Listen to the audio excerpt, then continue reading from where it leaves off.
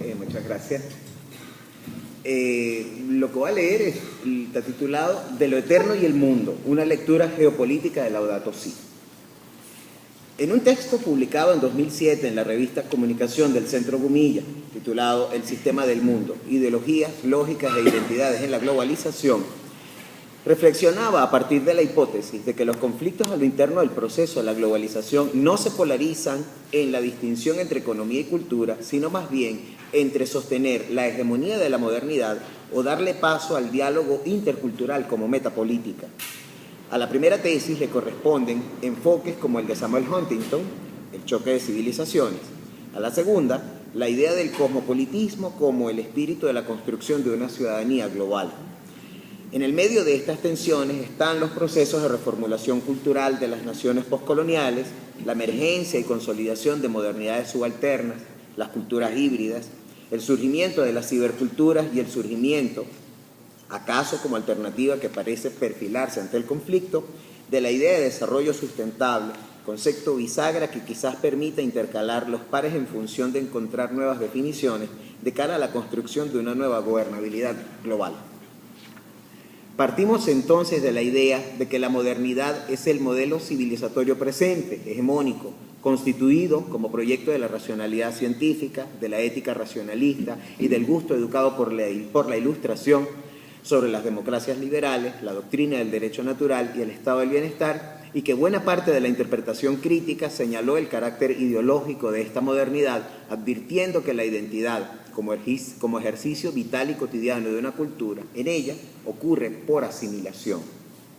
Hay cambio en las identidades nacionales, de un conjunto de representaciones centradas en la territorialidad y su devenir histórico, a unas identidades sistémicas articuladas en agrupaciones y acciones comunitarias, ubicables dentro y fuera del territorio soberano, que soportan una redistribución de poder dentro de lógicas modernas, identidades, derechos, compromisos y estatutos, donde las diferencias de asimilación de la modernidad desde tiempos diferentes y el eventual cuestionamiento a la hegemonía del proyecto civilizatorio que pueden representar en la medida en que asumen la condición política de culturas de resistencia, son elementos a considerar a la hora de leer sus discursos. Se trata de un espectro amplio donde ocurren fenómenos de diversa índole que van desde la transferencia de remesas, pasando por los movimientos políticos de corte étnico, los nacionalismos y o regionalismos de corte subversivo, el narcotráfico, hasta incluso algunas formas de terrorismo. Así transcurren los procesos de homogenización identitaria, articulados en la racionalidad tecnocrática y de heterogeneización como contratendencia visible en la interculturalidad, y así afirmábamos entonces. Las disyuntivas políticas entre uno y otro proceso podrían resolverse mediante la ampliación y diversificación de las cuotas de poder de las instancias homologadas o diferenciadas dentro de sistemas de gobernabilidad democrática en los estados nacionales y en el nivel global, que no solo desarrollen políticas culturales que sustituyan la idea de modernización por la del diálogo intercultural con rango de macropolíticas, sino que a la hora de diseñar políticas de Estado se tomen en consideración los factores culturales que inciden o son impactados por la misma. La otra perspectiva frente a la disyuntiva ha sido la de mantener el tono de conflicto entre la hegemonía de la modernidad centrada, occidental, operando los discursos en el plano denotativo como lógica neutra, pero sin negociar la interculturalidad de las diferencias. La hegemonía de la modernidad suele aflorar como idea en los discursos más conservadores. La apuesta por la interculturalidad, algo más de avanzada, se ubica entre la defensa de las culturas de resistencia y el diálogo y el consenso intercultural. Todavía no es posible saber, a la postre, cuál de las dos posturas se impondrá, lo que equivale a decidir el tipo de poder que prevalecerá. En un mundo ideal, la interculturalidad quizás sería la mejor manera de negociar las diferencias entre identidades diferentes, desde las locales, reales o virtuales, hasta las constituidas en proyectos civilizatorios. Faltaría ver si lo ideal, como referente constante de lo ético, prende en las mentes de los ciudadanos de la aldea global para guiar sus acciones hacia el cambio, cambiando incluso la modernidad. 8 años después de este texto, la encíclica Laudato Si aparece con un triple alegato en favor de una conciencia ecologista global, incita en el etos cristiano diseminado por toda la ecumene, vigilante de la interculturalidad de las identidades de las comunidades y crítica de la hegemonía de la modernidad en su versión tecnocrática. Sin ánimo de exagerar, podríamos decir que se trata de una de las más altas apuestas por transformar el mundo hecha en esta tardía modernidad.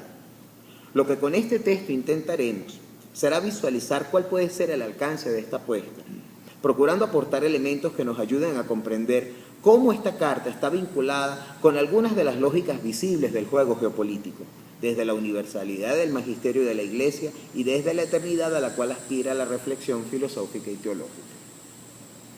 Es necesario, antes de proseguir, fijar en el marco para la interpretación de este abordaje el primer alegato común que se suele esgrimir contra el discurrir del magisterio eclesiástico en la política, incluso la geopolítica, de que la religión no es ideología, que incluso la aparición del discurso religioso en las razones de la polis es deplorable por antimoderno, por irracionalista o por brindarle al voluntarismo un cuerpo de argumentos míticos que lo legitimen en el ejercicio de alguna dominación, como hemos visto en los fascismos o en los caudillismos mesiánicos de diferentes edades y procedencias.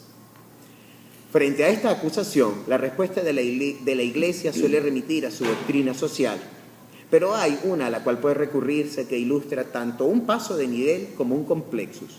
La religión es una vivencia del mundo tanto como lo es la cosmovisión, la filosofía o el arte. La ideología apunta más hacia un cuerpo de saberes teórico-axiológicos que orientan o deben orientar la decisión política. Las ideologías se articulan en la cosmovisión tanto como ésta puede comprender y comprenderse en su puesta en relación con los otros tipos de vivencia del mundo. Algunas recurren a la religión en la búsqueda de articulación de un corpus, así como otras recurren a la filosofía para este propósito, pero ¿qué pasa cuando las ideologías se separan de la cosmovisión, articulándose solo a los saberes científicos especializados o a la racionalidad técnica e instrumental? Quizás pasa lo que denuncia el Papa Francisco en su texto. El problema fundamental es otro más profundo todavía: el modo como la humanidad, de hecho, ha asumido la tecnología y su desarrollo junto con un paradigma homogéneo y unidimensional. No puede pensarse que sea posible sostener otro paradigma cultural y servirse de la técnica como de un mero instrumento, porque hoy el paradigma tecnocrático se ha vuelto tan dominante que es muy difícil prescindir de sus recursos y más difícil todavía es utilizarlos sin ser dominados por su lógica. El paradigma tecnocrático también tiende a ejercer su dominio sobre la economía y la política. La economía asume todo el desarrollo tecnológico en función del rédito, sin prestar atención a eventuales consecuencias negativas para el ser humano. Por eso no debería llamar la atención que, junto con la omnipresencia del paradigma tecnocrático y la adoración del poder humano sin límites, se desarrolla en los sujetos este relativismo donde todo se vuelve irrelevante si no sirve a los propósitos e intereses inmediatos. Vale decir que la denuncia por la hegemonía de la razón técnica es un alegato crítico en el cual coinciden las subalternidades y la Iglesia, sin que ello suponga una alianza particular. El 4 de junio de 2009, el presidente de los Estados Unidos de Norteamérica, Barack Hussein Obama, pronunció un histórico discurso en la Universidad del Cairo, donde instó a la reconciliación entre el mundo islámico y los Estados Unidos. Podía leerse como el abandono formal de la doctrina del choque de civilizaciones, que había justificado la política exterior norteamericana para la región, expresada fundamentalmente en la guerra preventiva contra el terrorismo. Pero también podía leerse como una arenga a la clase media profesional de las naciones para que hicieran lo posible por constituir estados laicos que garantizaran la democracia como estilo de vida.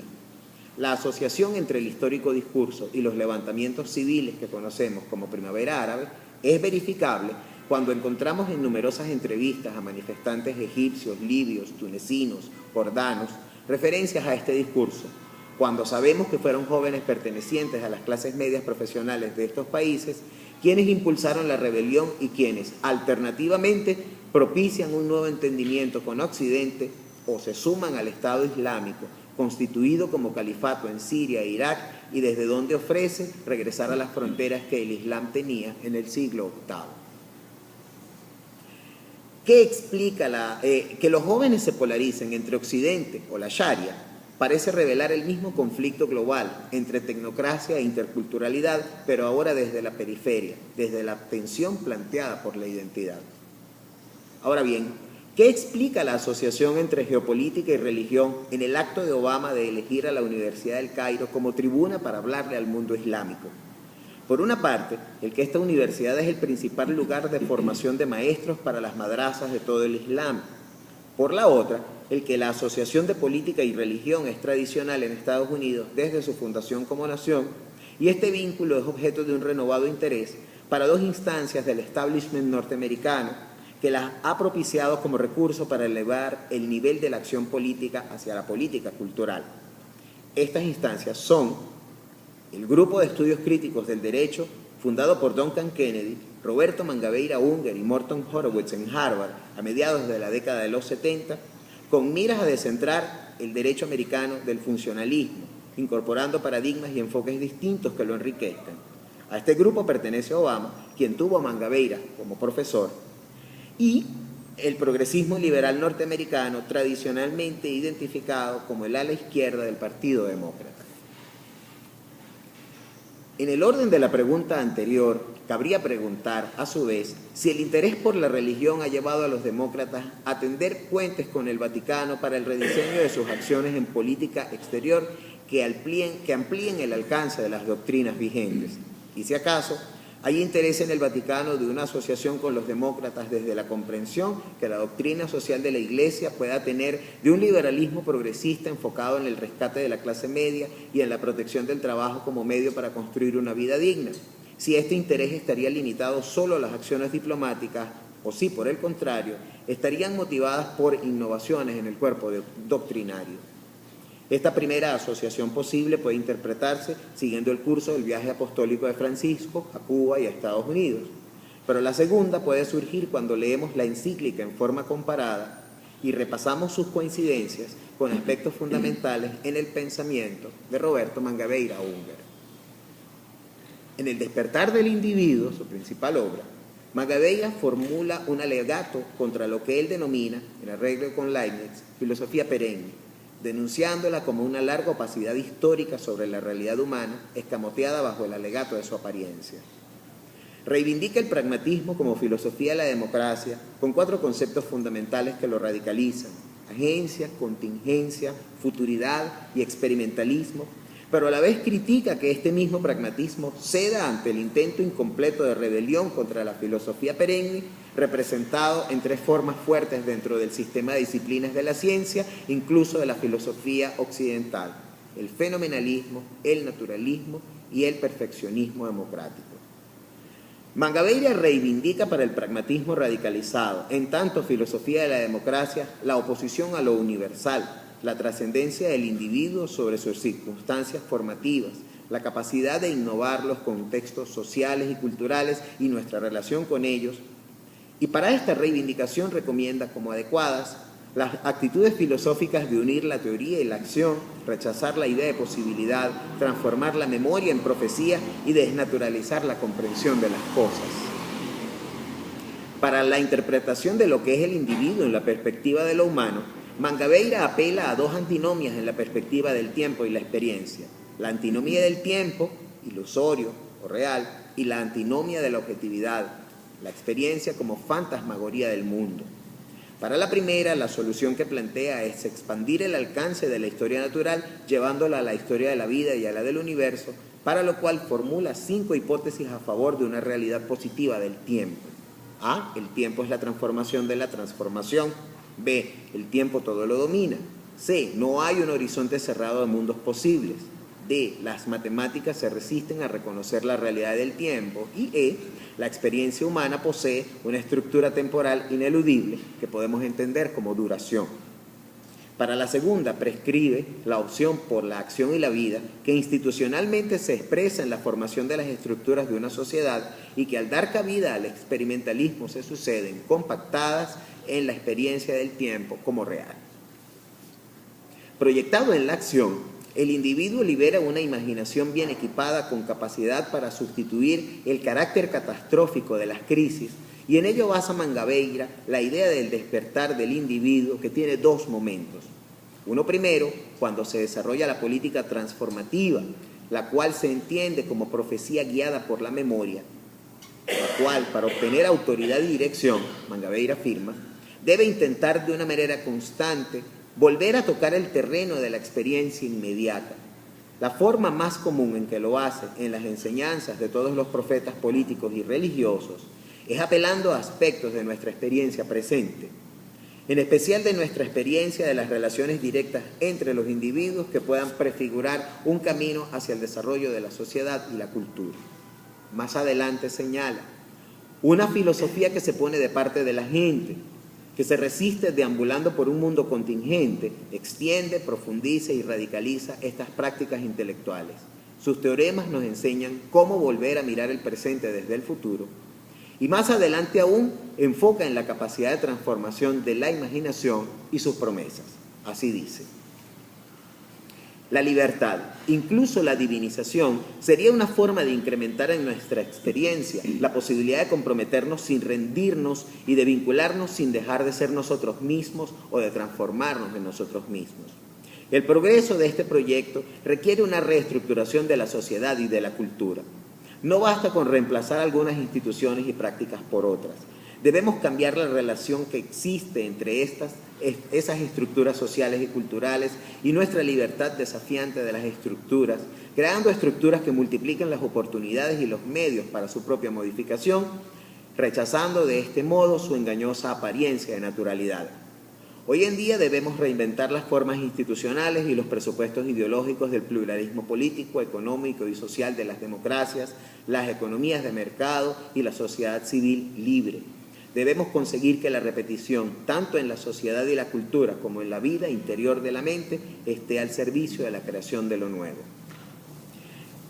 Pero es el segundo despertar el que contiene la ascesis necesaria para poder construir esperanza y para poder desplegar la imaginación con todo su poder de transformación. El segundo despertar es el descubrimiento en nosotros mismos de una exigencia de infinito, de absoluto.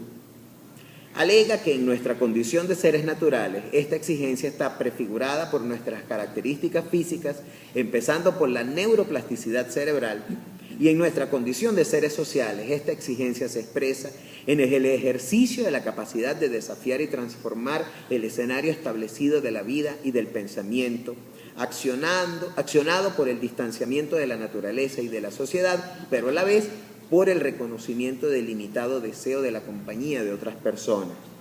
Esperamos de ellas, Mangabeira afirma, no solo apoyo moral y material, sino la aceptación y la seguridad radicales de que hay lugar para nosotros en el mundo, como espíritus encarnados y como seres que trascienden su contexto, que es lo que en realidad somos. Sabedor de que las expectativas de reconocimiento no siempre son cubiertas, Mangabeira ofrece entonces una solución. La única solución, sabemos, dice, es algo apenas posible. El amor, entendido como la imaginación y la aceptación de la otra persona, teniendo en cuenta que lo que esa persona es y aquello en lo que se puede transformar, no como una proyección de nuestras necesidades.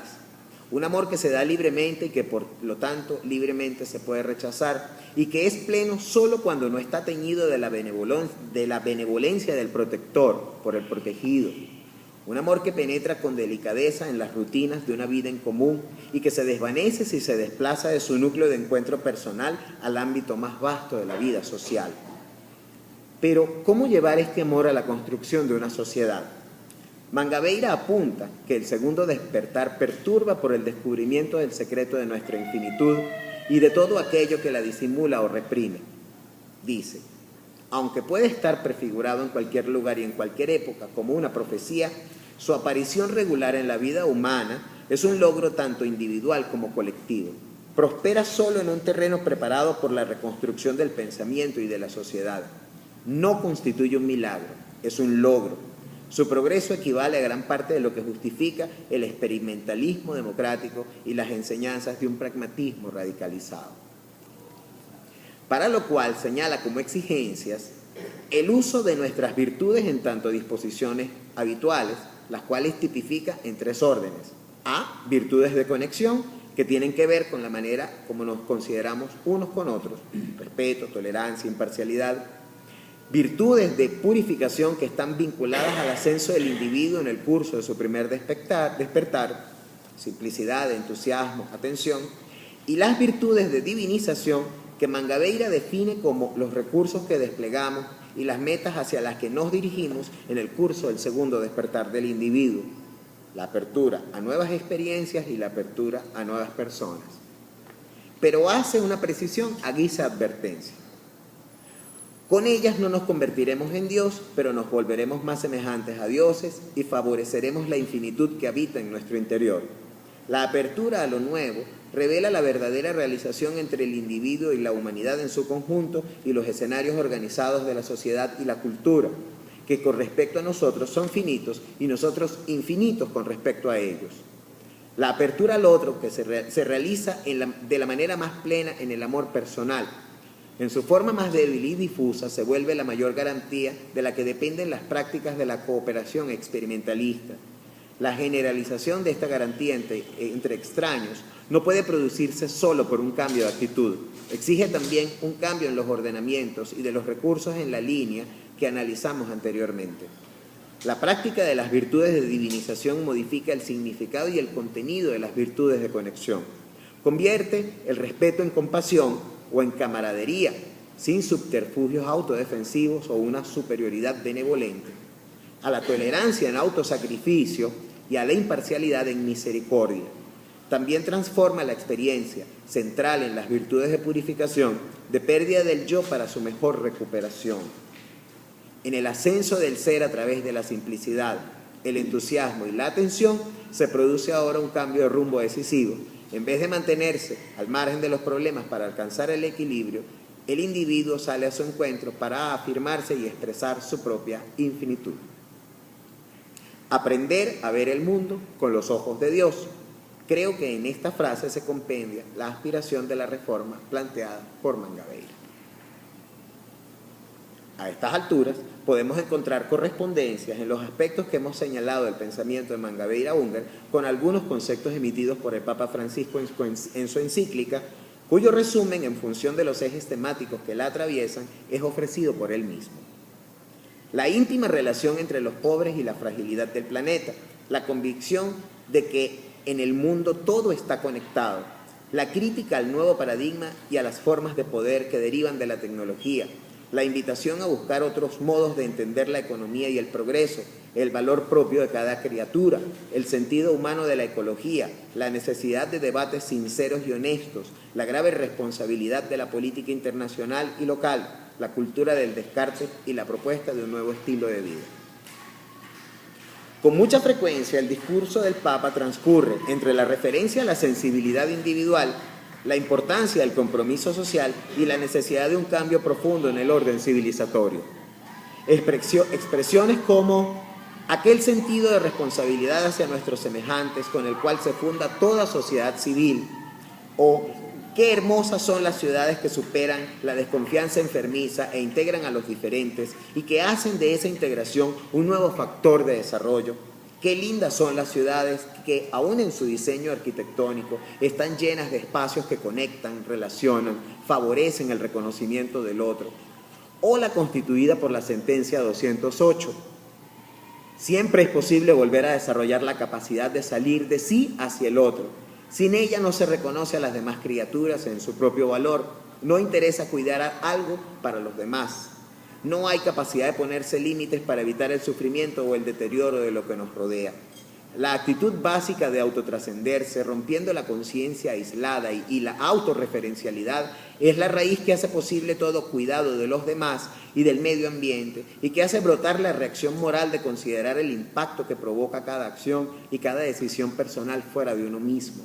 Cuando somos capaces de superar el individualismo, realmente se puede desarrollar un estilo de vida alternativo y se vuelve posible un cambio importante en la sociedad. Sentencia que parece aludir al ejercicio de las virtudes de divinización referidas por Mangabeira Unger. Por otra parte, hay una referencia a la política transformativa hecha en términos bastante similares. El drama del inmediatismo político, sostenido también por poblaciones consumistas, provoca la necesidad de producir crecimiento a corto plazo. Respondiendo a intereses electorales, los gobiernos no se exponen fácilmente a irritar a la población con medidas que puedan afectar el nivel de consumo o poner en riesgo inversiones extranjeras. La miopía de la construcción de poder detiene la integración de la agenda ambiental con mirada amplia en la agenda pública de los gobiernos. Se olvida así que el tiempo es superior al espacio, que siempre somos más fecundos cuando nos preocupamos por generar procesos más que por dominar espacios de poder. La grandeza política se muestra cuando en momentos difíciles se obra por grandes principios y pensando en el bien común a largo plazo. Al poder político le cuesta mucho asumir este deber en un proyecto de nación. Hay también una exhortación crítica al sistema de gobernabilidad mundial que bien puede constituir una formulación de experimentalismo democrático. El siglo XXI, mientras mantiene un sistema de gobernanza propio de épocas pasadas, es escenario de un debilitamiento de poder de los estados nacionales, sobre todo porque la dimensión económico-financiera de características transnacionales tiende a predominar sobre la política. En este contexto, se vuelve indispensable la maduración de instituciones internacionales más fuertes y eficazmente organizadas, con autoridades designadas equitativamente por acuerdo entre los gobiernos nacionales y dotadas de poder para sancionar. Experimentalismo que advierte también puede y debe ocurrir en el seno de la Iglesia. Es la sentencia 121. Está pendiente el desarrollo de una nueva síntesis que supere falsas dialécticas de los últimos siglos. El mismo cristianismo, manteniéndose fiel a su identidad y al tesoro de verdad que recibió de Jesucristo, siempre se repiensa y se reexpresa en el diálogo con las nuevas situaciones históricas, dejando brotar así su eterna novedad. Podríamos seguir mostrando correspondencias en el marco de interpretación que hemos planteado, pero no es nuestra intención agotarlos con una relación tan detallada. Cerraremos con la referencia que Mangabeira hace de quien considera es el pensador con quien su pensamiento posee vínculos más cercanos, Nicolás de Cusa, que vivió entre 1404 y 1464. Y no es azaroso ni gratuito que Mangabeira elija como referente a un filósofo que a la vez que inaugura la tradición filosófica alemana, logra una temprana armonización entre el humanismo renacentista, premoderno, y el pensamiento teológico de su época, puesto que su pensamiento es crítico de la modernidad, requiere un afuera que dé contexto a la interpretación. En palabras de Lorenzo Peña, los filósofos posteriores que más acusan la influencia de nuestro autor, como Giordano Bruno, y a través de él Spinoza, Leibniz, Böhme y finalmente Schelling y Hegel, son precisamente aquellos que de un modo u otro o bien están en oposición al antropocentrismo creciente de su época, o si no, intentan una síntesis del mismo con una concepción teocéntrica, no deificando al hombre, sino haciendo de él un lugar privilegiado de la manifestación, o incluso, como en Hegel, de la realización de Dios, pero sin que Dios mismo pierda con ello su protagonismo e iniciativa absolutos. La exaltación cusana del hombre como Deus humanus está en la línea no del endiosamiento del hombre que se opera desde los titubeos de los humanistas hasta la filosofía del primer Heidegger, sino en esa otra línea genuinamente cristiana de la patrística griega, del corpus dionisiano. Sobre todo que, si enaltece al hombre y cree en su divinización, hácelo de tal modo que se concibe esa elevación del ser humano a una participación del ser divino en su misma divinidad. O sea, esa es, en cierto modo, identificación del hombre a Dios con una filiación especial, obra de Dios y de la que nosotros seríamos meramente partícipes y beneficiarios, mas nunca agentes principales. Así del mundo a lo eterno y de lo eterno al mundo. Laudato Si recorre una línea profunda del pensamiento occidental para plantear una reforma general en lo doctrinario y en el accionar del orbe y del futuro desde donde éste se piensa. Línea que apunta hacia la inflexión en la globalización desde un proyecto alternativo, a un mismo tiempo, a la tecnocracia y a la subalternidad. Que haya éxito. Muchas gracias.